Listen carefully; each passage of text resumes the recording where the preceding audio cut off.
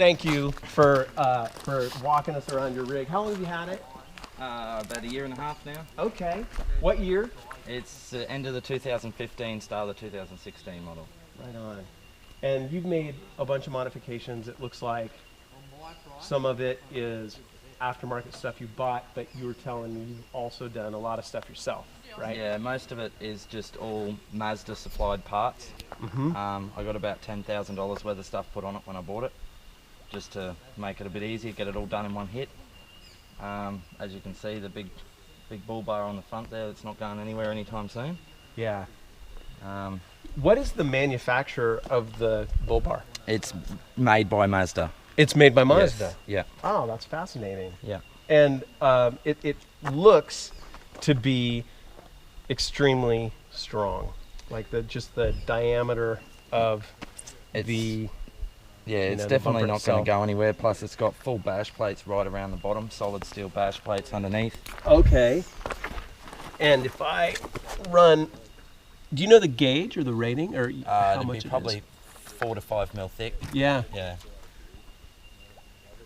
A lot of protection down there, wraparound protection. Did you change the lights, or you still have the lights that came with the bumper now? That's all the lights that come with it, yeah. And the Light Force ones there were an aftermarket add-on. Yep. HID. So this, though, is part of the bumper. The mounting is part of the bumper. They expect you to put some lights on there. Yep. And what kind of job did the Light Force do for you? You'll get probably about a kilometre range out of them. Holy cow. But they're only definitely a spotlight, not a floodlight. Got it. Yet to put a light bar on there to define the light a little bit. And once that's done, you got some pretty solid lighting. They look small, but they're very effective. Your rod holders. Quite costly, really, compared to your normal $30 rod holders. That's about $130, just because it's maneuverable, but does the job. Okay. Yeah. Tell us about communications, since we're looking at a couple of antennas here. They're both just your standard UHF. The one on the right there is made for range. It gives me probably a good 20 kilometres of range, and the one on the left there is for the other ICOM that I have in there, which is fully programmable, which we have all our private stations and everything like that on, just so we free up the air of the general UHF. And the one on the side there is for your 3G phone, just give you a bit of boosted protection when you go out further. All right. What should we know about the inside? Can we take a look inside? Inside's all pretty standard. I see the two.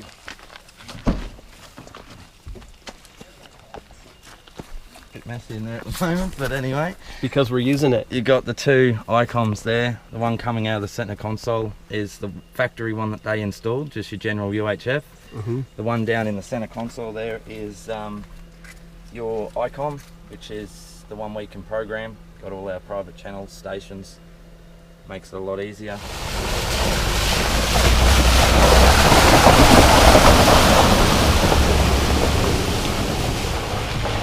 Yeah, this was all custom made. It started off as a Land Cruiser frame, which I cut down, add in. That's the first time I ever used a welder. So I'm pretty proud of the way it come out, and it's definitely unique. Everyone knows it's my ute, so it's always handy. Pretty standard. I'll show you inside in a minute, but the lights up the top there, I've installed them just for, I work all week, so normally by the time I get out to a campsite it's dark. So I've got the front lights that stay on. These side lights will light up probably 5 to 10 metres out each side of the vehicle, and then plus there's a light at the back as well, so you've got full lighting around the car. Fire extinguisher's just there as a general tool. I've had to use it a few times, not on this vehicle, but other cars that I've had. So I leave it on there. Yeah, let's take a look. As you can see, it's still a work in progress, but slowly getting there. So it's full at the moment because we camped last night, but this side's it's got a divided wall in the middle. This one goes just front, dividing wall in the middle that goes front to back. Front to back, yep. The carpet's in there just as a bit of added extra comfort. Once we get anywhere, we just unload it and roll the swag out in there, and then that's the accommodation for the night. A lot easy when you're just doing overnight travels or long distance travels. Pull over on the side of the road, pull all your stuff out, chuck it under the car, and roll your swag out in there. Yep. Quick and easy accessible. Pain in the ass to get into sometimes, but the joys of having things readily available. Especially if you've had the Bundy. Yeah. A few of them too many last night, but I managed to get in there. It gets harder. It's damn near impossible. Feels like it's nearly two-story by the end of the night, but because I'm sleeping in there, if the water does come down in the tray, it's not affecting where I sleep. You're up off the ground. Keeps a lot of airflow in there too, because this aluminium does get very hot in the summer, so you get a lot of airflow underneath the flooring as well. And that's about it on this side. Okay. We don't see this configuration a lot in the States, but compared to like a camper shell, this is so much easier to access, right? You it is. Unzip it, you take the whole sidewall off, and you're good to go. You have direct access. That was the whole idea of it. None of this opening doors and all the rest of it. Once you lift that up, it's fully open, easier to get stuff in and out as well. At the back there, you can just see the reversing camera there as well. Tow ball and all that was added extra when I bought the ute. Most new vehicles these days don't come with anything at all, so all that was all added. The other little reverse light up there as well. Got it. There's your LED flood, and plus the high lift jack under there as well. Yeah, you got your nice and out of the way. Don't even know it's under there. It's easy to get out if you need it. Yeah. And you never know when you do need it.